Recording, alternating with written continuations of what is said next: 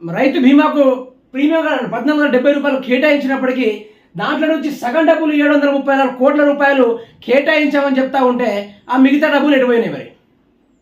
అందుకనే ఏదైనా డీజేటీలు సినిమా ఒక డైలాగ్ డ్రైవర్ లాగేస్తున్నట్టే బండిని కూడా తీయకుండా గుంజువాడు అన్నట్టుగా గట్లా దొరికిపోయిన బట్టి విక్రమార్కైతే రుణమాఫీ 100 రోజుల్లో చేస్తామని అనలేదు.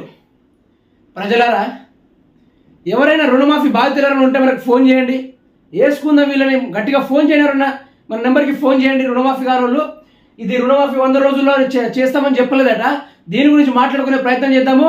ఒకసారి అందరూ ఫోన్ చేసి ఇక ఈయనను గుంజుకునేటట్టుగా చూసుకుందాం. అయితే రుణమాఫీ 100 రోజుల్లో చేస్తామని చెప్పలేదా?